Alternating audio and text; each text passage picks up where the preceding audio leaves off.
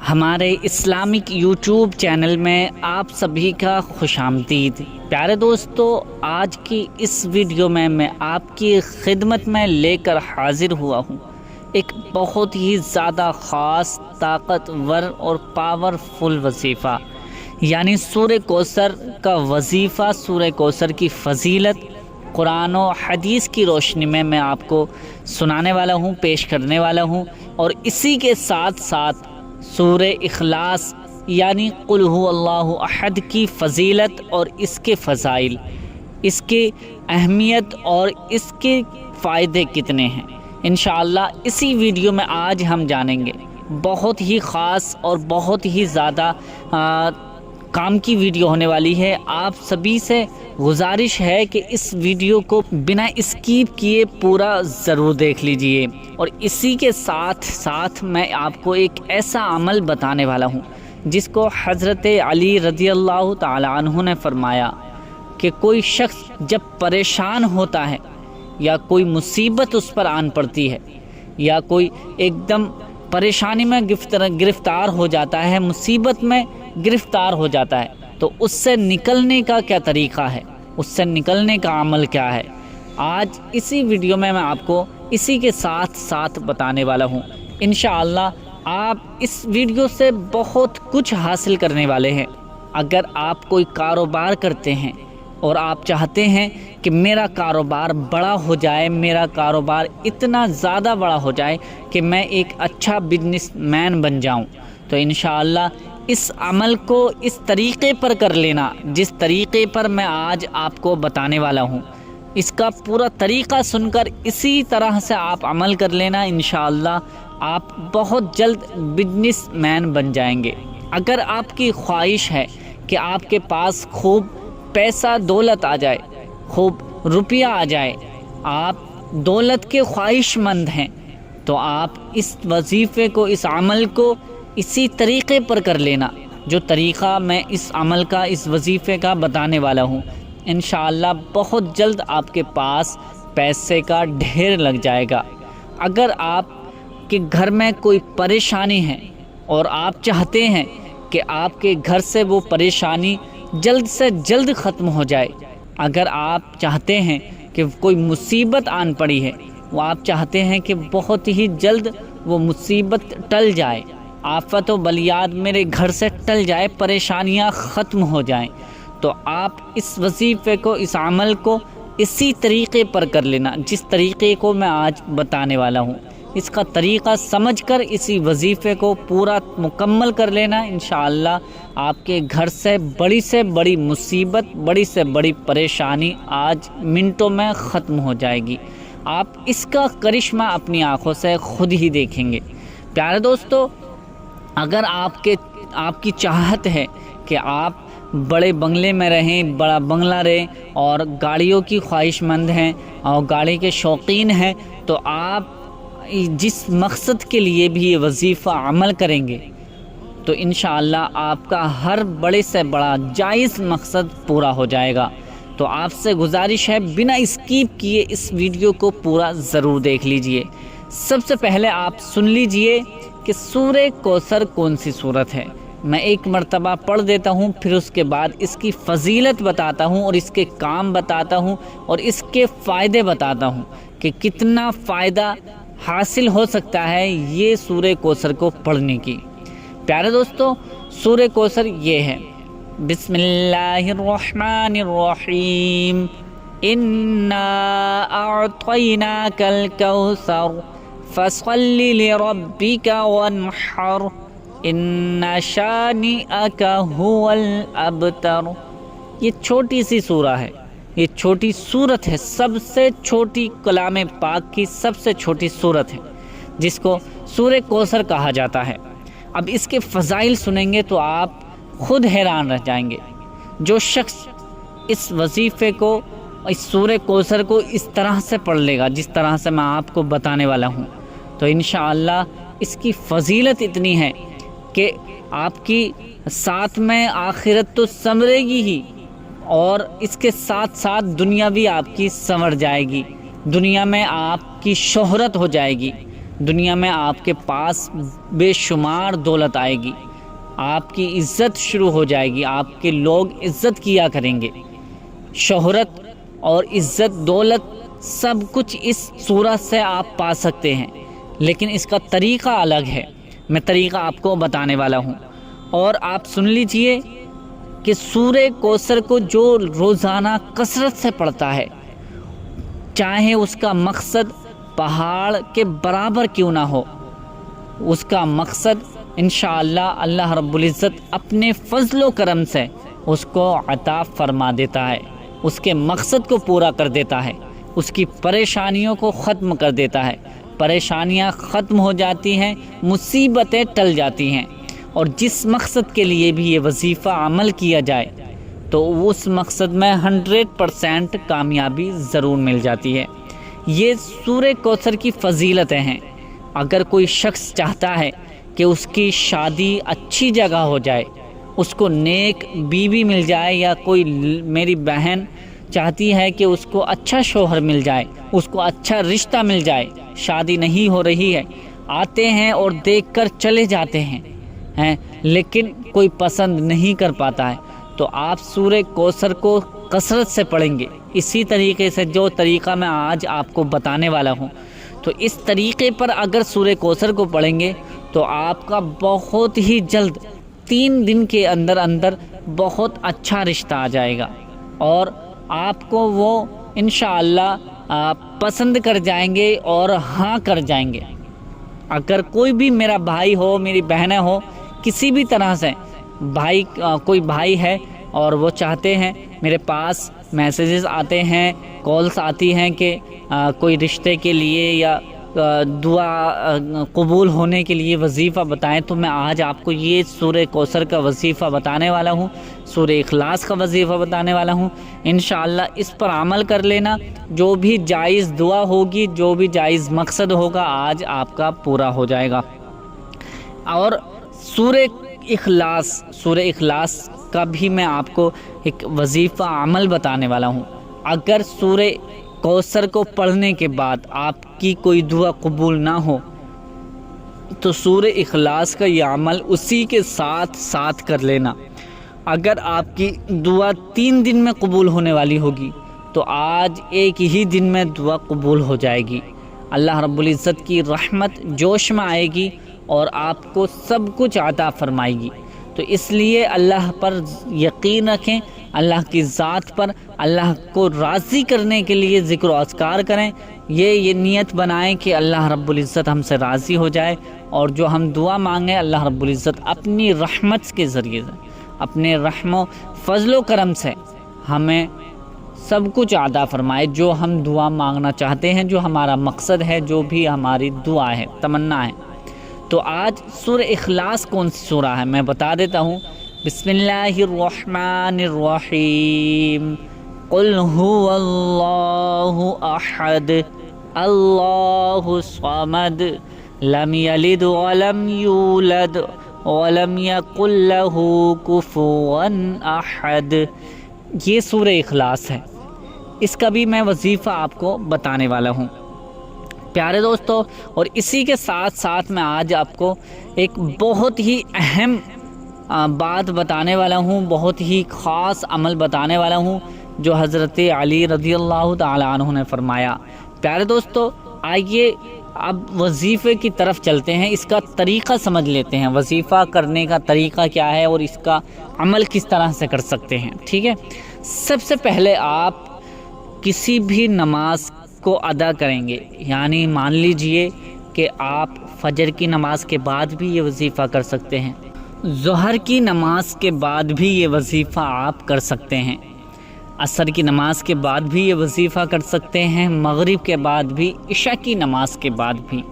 اور سب سے زیادہ بہتر یہ ہے کہ اگر آپ رات میں 3 بجے، 2 بجے یا 4 بجے اٹھ کر، یعنی فجر کی وقت شروع ہونے سے پہلے تہجد کی نماز پڑھ کر یہ وظیفہ کر لیں تو سونے پر سہاگا ہے، انشاءاللہ ایک ہی دن میں آپ کی مرادیں پوری ہو جائیں گی۔ یہ وقت ایسا وقت ہوتا ہے کہ اللہ رب العزت بڑا اپنے بندے سے خوش ہوتا ہے جو اس وقت اٹھ کر اللہ پاک سے دعا مانگتا ہے۔ تو یہ وظیفہ آپ کو کسی بھی نماز کے بعد ہی کرنا ہوگا۔ اب کرنے کا طریقہ کیا ہے؟ سب سے پہلے آپ اطمینان سے بیٹھ جائیں، ایک جگہ پر بیٹھ جائیں، کسی بھی جگہ پر تنہائی میں اکیلے ہو کر بیٹھ جائیں۔ اکیلے ہو کر بیٹھنے اور اسی کے ساتھ ساتھ آپ ایک گلاس میں پانی رکھ لیجئے، اپنے ساتھ میں اپنے پاس میں ایک گلاس پانی رکھ لیں اور اپنے پاس میں ایک گلاس پانی رکھنے کے بعد ہی بیٹھیں۔ اس کے بعد 11 مرتبہ درود ابراہیمی آپ کو پڑھنی ہے۔ درود ابراہیمی وہی درود ہے جو ہر نماز میں التحیات کے بعد اللہم صلی اللہم بارک پڑھی جاتی ہے۔ درود ابراہیمی 11 مرتبہ آپ کو پڑھنی ہے۔ ہاں، اگر کسی بھائی بہن کے یہ درود ابراہیمی یاد نہیں ہے اور یاد نہیں ہو سکی ہے تو آپ کے جو درود پاک یاد ہو وہ درود پاک آپ 11 مرتبہ پڑھ لیجئے۔ کوئی قید نہیں ہے، ضروری نہیں ہے۔ اگر آپ کے درود ابراہیمی یاد ہے تو درود ابراہیمی ہی آپ کو پڑھنی ہے، اور اگر یاد نہیں ہے تو جو درود پاک آپ کو یاد ہے وہ درود پاک آپ 11 مرتبہ پڑھ لیجئے۔ اس کے بعد آپ کو سورہ کوثر کا وظیفہ اس طرح سے پڑھنا ہے: بسم اللہ الرحمن الرحیم، انا اعطیناک الکوثر فصل لربک وانحر ان شانئک هو الابتر۔ بسم اللہ الرحمن الرحیم، انا اعطیناک الکوثر فصل لربک وانحر ان شانئک هو الابتر۔ انا اعطیناک الکوثر فصل لربک وانحر ان شانئک هو الابتر۔ اسی طرح سے آپ کو سورہ کوثر کو 101 مرتبہ پڑھنی ہے۔ کتنی مرتبہ؟ 101 ٹائمز آپ کو اس سورہ کوثر کو پڑھنا ہے۔ 101 مرتبہ سورہ کوثر آپ کو اسی طرح سے پڑھنی ہے، ہر بار میں بسم اللہ شریف لگانی ہے۔ بسم اللہ کے ساتھ ہی ہر بار میں آپ کو پڑھنی ہے سورہ کوثر۔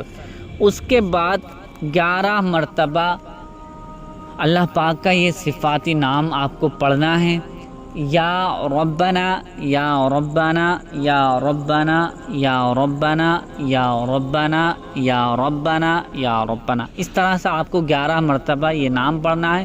پھر اس کے بعد وہی درود پاک آپ کو پڑھنی ہے، درود پاک جو آپ نے پہلے درود پاک پڑھی تھی۔ یعنی اگر 11 مرتبہ درود ابراہیمی آپ نے پڑھی تھی تو درود ابراہیمی ہی آپ کو بعد میں آخر میں بھی پڑھنی ہے۔ یہ وظیفہ جو ہے سورہ کوثر کا، یہ وظیفہ مکمل ہو جائے گا۔ اب اس کے بعد یعنی جیسے یہ وظیفہ مکمل ہوگا، اب دونوں ہاتھوں کو اٹھا کر آپ اللہ پاک کی بارگاہ میں دعا کریں، اور جو آپ کے سامنے پانی رکھا ہے، گلاس میں پانی آپ نے رکھا ہے، تو اس پر دم کر دیں، پھونک دیں۔ 3 مرتبہ پھونکیں، 3 مرتبہ دم کریں۔ 3 بار دم کرنے کے بعد اس پانی کو اپنے سامنے رکھ دیں، پھر دونوں ہاتھوں کو اٹھا کر اللہ کی بارگاہ میں دعا کریں۔ جس مقصد کے لیے دعا کریں گے اللہ رب العزت آپ کی ہر مقصد، ہر جائز دعا کو ضرور قبول فرمائے گا۔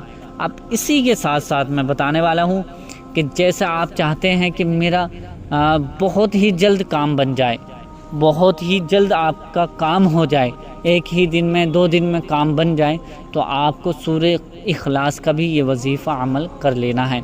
اس کا طریقہ کیا ہے؟ اب اس کا طریقہ بھی سن لیجئے۔